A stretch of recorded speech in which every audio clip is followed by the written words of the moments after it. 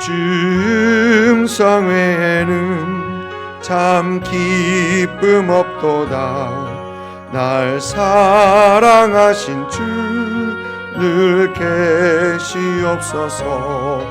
기쁘고 기쁘도다. 항상 기쁘도다. 나 주께 왔사오니 복주옵소서. 아멘. 아멘. 여호수아 21장 27절부터 45절까지입니다. 여호수아 21장 27절부터 45절까지 우리 한 목소리로 같이 읽습니다. 레위 자손의 가족의 게스론 자손에게는 므낫세 반 지파 중에서 살인자의 도피성 바산골란과 그 목초지를 주었고 또 브에스드라와 그 목초지를 주었으니 두 성읍이요.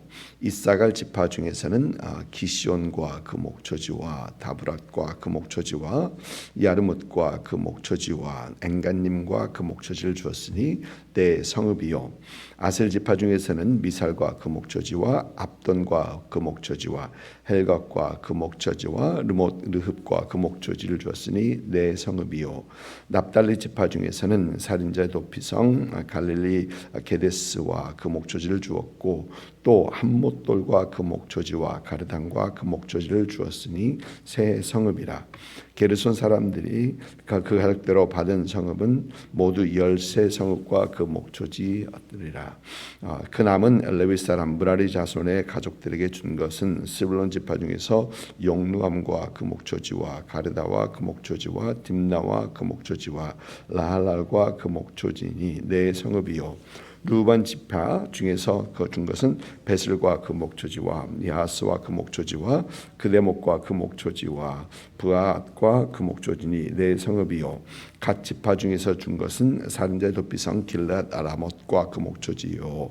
또 마하나임과 그 목초지와 베스본과 그 목초지와 야셀과 그 목초지니 모두 네 성읍이라. 이는 레위 가족의 남은 자 곧 므라리 자손이 그들에게 가족대로 받은 성읍이니 그들이 제비를 뽑아 얻은 성읍이 12성읍이었더라. 레위 사람들이 이스라엘 자손의 기업 중에서 받은 성읍은 모두 48성읍이요 또 그 목초지들이라. 이 각 성읍에 주위에 목초지가 있었고 모든 성읍이 다 그러하였더라. 여호와께서 이스라엘의 조상들에게 맹세하사 주리라 하신 온 땅을 이와 같이 이스라엘에게 다 주셨으므로 그들이 그것을 차지하여 거기에 거주하였으니 여호와께서 그들의 주위에 안식을 주셨으되 그 조상들에게 맹세하신 대로 하셨으므로 그들의 모든 원수들 중에 그들과 맞선 자가 하나도 없었으니 이는 여호와께서 그들의 모든 원수들을 그들의 손에 넘겨 주셨음이니라. 여호와께서 이스라엘 족속에게 말씀하신 선한 말씀이 하나도 남음이 없이 다 응하였더라. 아멘. 이스라엘이 요단을 건너 가나안 땅을 정복한 후 그 땅을 기업으로 이렇게 분할해 주는 그 사건이 13장부터 쭉 기록이 되어 있습니다. 모든 지파가 이제 그들에게 나누어진 그 기업을 받고 이제 그러나 레위 지파가 그들의 기업을 받지 못했었죠. 계속해서 반복되었던 것은 그들의 기업은 받지 못하였더라. 하나님께서 그들의 기업이 되었다라는 말이 계속해서 반복이 되었습니다. 그러나 레위 지파는 또 그들이 살 곳이 필요하죠. 적은 숫자도 아니고 그들이 살 곳이 필요합니다. 그래서 그들이 살 성읍과 그 목초지를 이제 각 지파에서 몇씩 이렇게 떼어주는 어떤 그런 방식으로 하게 되죠. 그래서 이 레위 지파는 모든 지파, 온 지파들 중에 섞여져서 흩어져서 살게 되는 겁니다. 다른 지파들은 한 곳에서 모여서 사는데 이 레위 지파는 다들 흩어져서 살게 되는 거죠. 그러면서 그들은 그 각 지파 중에서 하나님의 말씀을 율법을 가르치고 또 하나님께서 원하시는 정의와 공의의 삶을 살아가는 그 본을 보여주고 또 그들에게 그렇게 살아갈 수 있도록 격려해 주는 어떤 그 일을 감당하면서 또 하나님께서는 또 그들에게 제사를 통해서 드려지는 그것들을 그들에게 주었던 것입니다. 그런데 레위 지파 중 아론의 자손들, 제사장의 가족이죠. 그들은 미래에 지어질, 아직 예루살렘 성전이 지어지지 않은 때입니다. 그러나 하나님께서는 미래에 예루살렘의 성전이 지어질 것을 하나님께서 이미 아시고 그 주위에 그 가까운 곳에 아론의 자손들을 살게 하셨던 것을 우리는 보게 되면서 하나님께서는 모든 것을 다 섭리하시는 그런 하나님이시다라는 것을 우리는 볼 수 있습니다. 그러나 다른 지파들은 이제 이스라엘 전역에 가나안 땅과 또 요단강 동쪽 동편에 있는 이 이스라엘 지파들 중에서 살게 됩니다. 어제 말씀에서 이런 레위 지파 사람들을 보면서 우리 그리스도인들이 삶의 현장에서 하나님의 말씀을 전하고, 그러니까 예수 그리스도를 나누고 삶에서 우리 삶에서 그리스도인의 삶을 살아가야 하는 것의 중요성을 생각해 봤습니다. 레위인들이 했던 그 일을 우리가 감당해야 한다라는 어떤 그런 생각을 해봤습니다. 그러면서 어떻게 생각하면 여호수아 시대가 지나가고 그 다음에 하나님을 모르는 세대가 일어났더라. 사사기는 그렇게 우리에게 얘기하죠.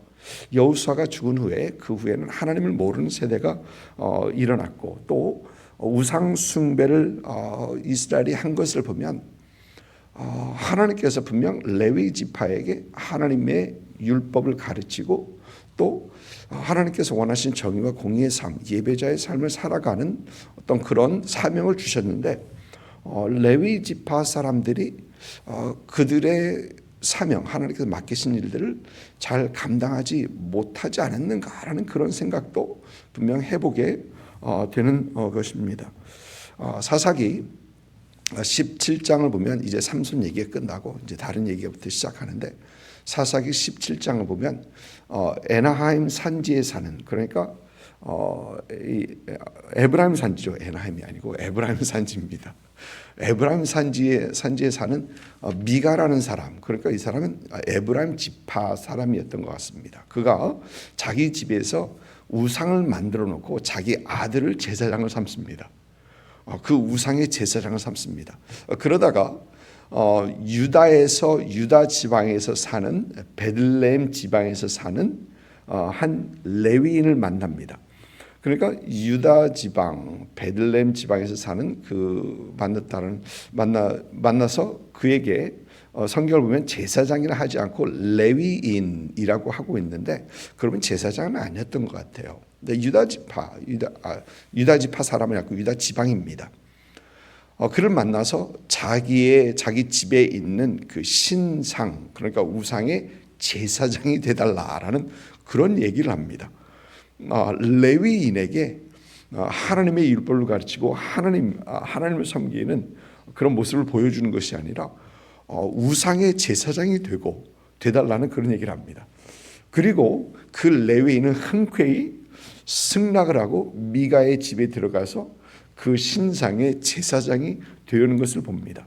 그러면서 우리는 그 사건을 읽으면서 어떻게 레위인이 하나님이 아니고 어떻게 이 우상의 제사장으로 할까라는 어떤 그런 의아함, 놀라움을 우리가 보게 되죠. 갖게 됩니다.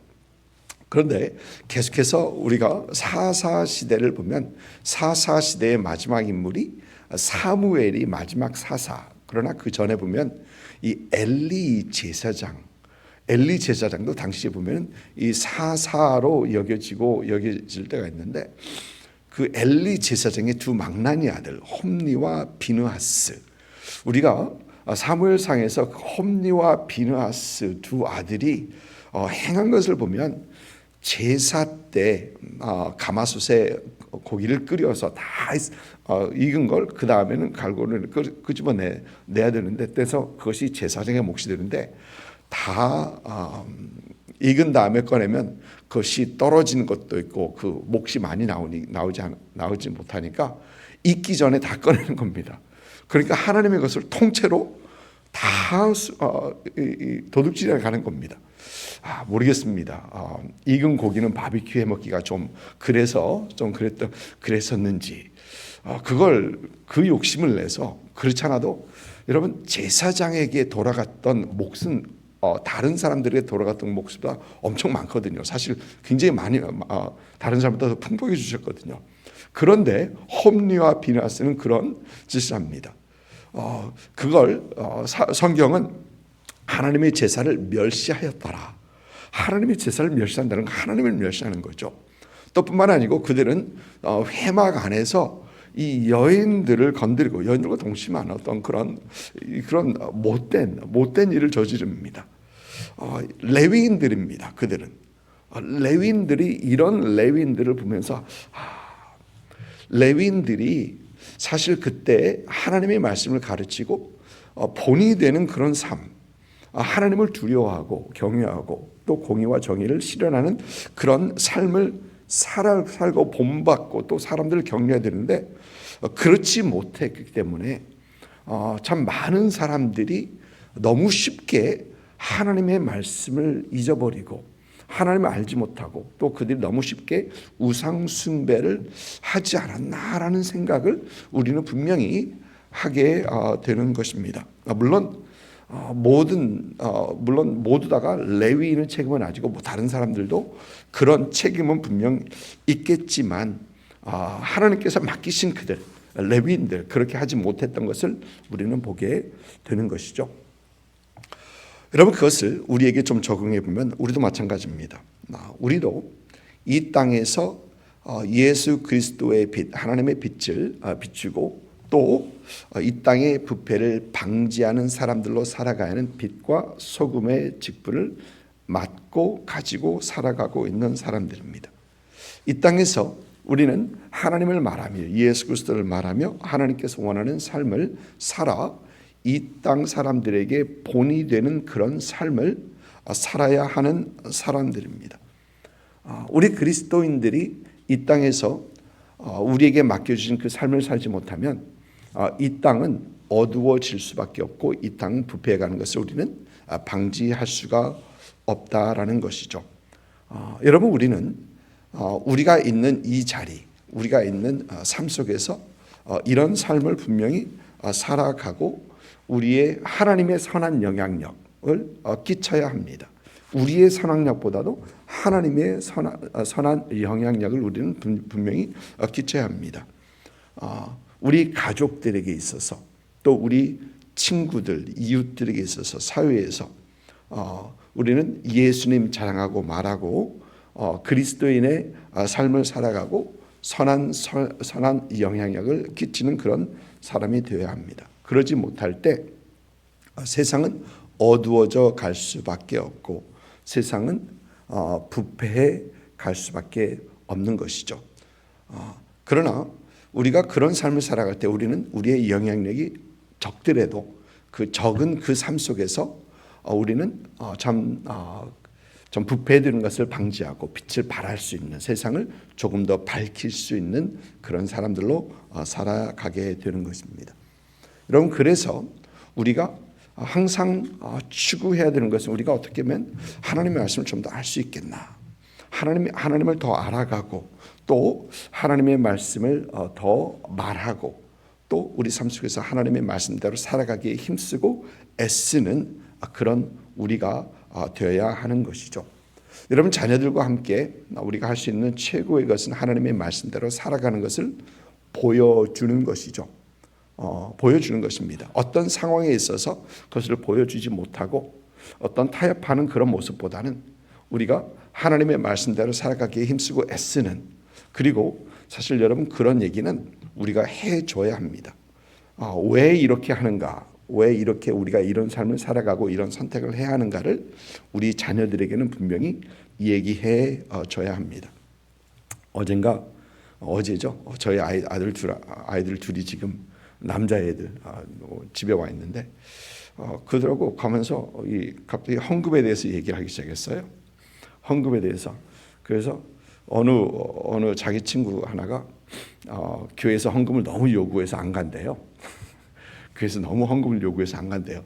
그래서 때는 이때다 하면서 그러면 헌금에 대해서 너희들은 어떻게 생각하니? 그러니까 헌금은 해야 된대요. 그래서 왜 해야 되는가? 이제 거기에 그 얘기하면서 우리의 경제, 우리의 돈의 주인 되신 하나님에 대해서 얘기했습니다.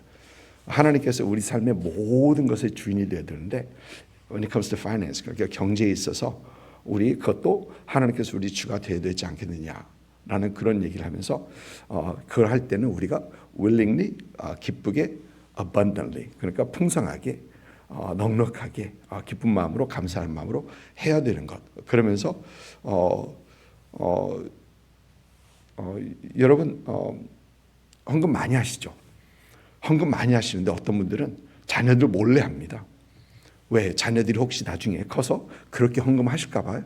숨기시는 건 아니시죠. 근데 그걸 얘기하면서 왜 하는가? 그러면서 또 하나님께서 우리에게 부어주신 은혜들을 나누는 참 그런 우리가 여러분 지금 무슨 얘기를 하냐면은 우리가 끼치는 작은 영향력들을 지금 얘기하는 겁니다. 우리 자녀들에게 주위에 있는 사람들에게 이렇게 우리는 선한 영향력을 끼치는 우리가 되어야 된다라는 것입니다.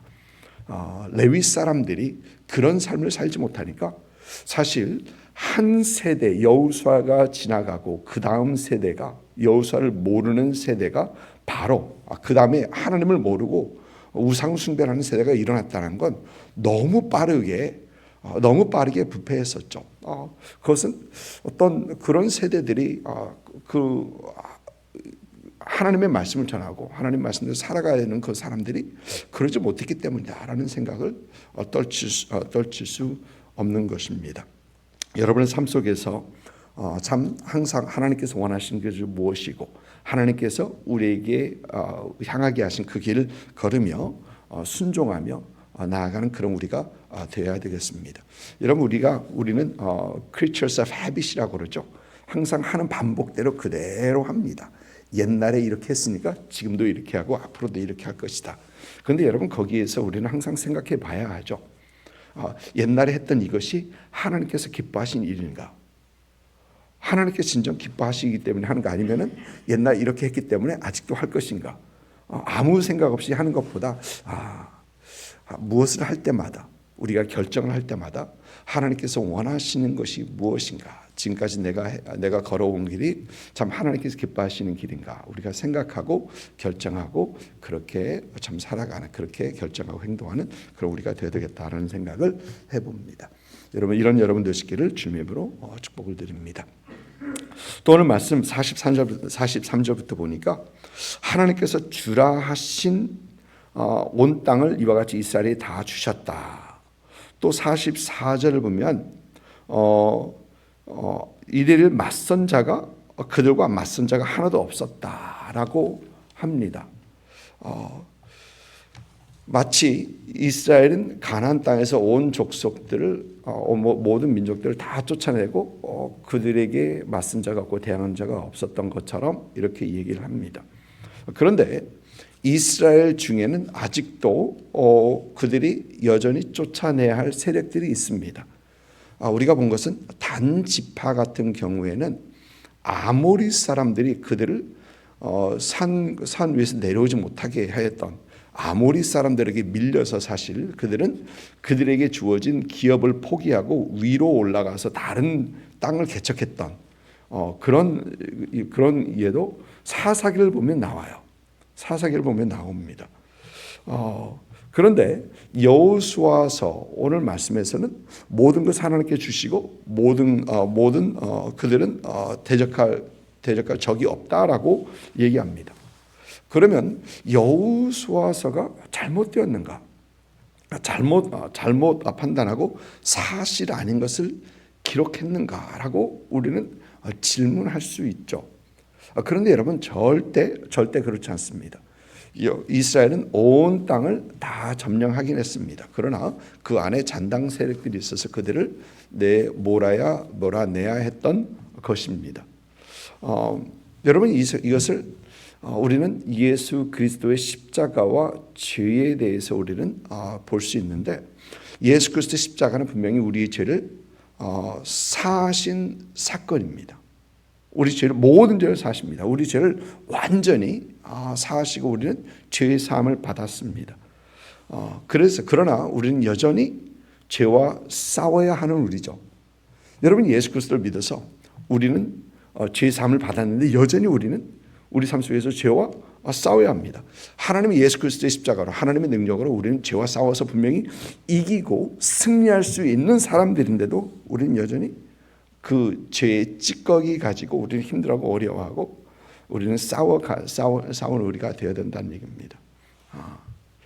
예수 그리스도의 십자가로 이긴 사람들인데 우리는 여전히 싸워야 하는 그 모습이, 이스라엘이 점령한 그 안에서 여전히 그들의 땅을 위해서, 기업을 위해서 싸워야 하는 그런 모습이죠.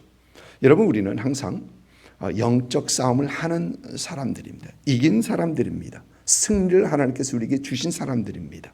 그럼에도 우리는 영적 싸움은 매일매일 해야 하는 사람들이기도 합니다. 그러면서 우리는 하나님께서 주신 그 승리를 우리는 경험하게 되고, 우리 삶 가운데서 우리를 위해서 대신 싸우시는 그 하나님을 우리는 경험하게 되고, 하나님께서 우리에게 주신 그 축복을 우리는 누리게 되는 것입니다. 여러분 삶 속에서 예수 그리스도의 십자가 능력으로 승리하신 뿐만 아니라 항상 매일매일 그 크고 작은 영적 싸움에서 우리 주님과 함께하며 주님의 우리를 도우심으로 인하여 승리하시는 그런 여러분, 그러므로 여러분의 삶 속에서 함께하시고 싸우시는 그 하나님을 경험하는 복된 여러분의 삶이 될 수 있기를 주님의 이름으로 축복을 드립니다.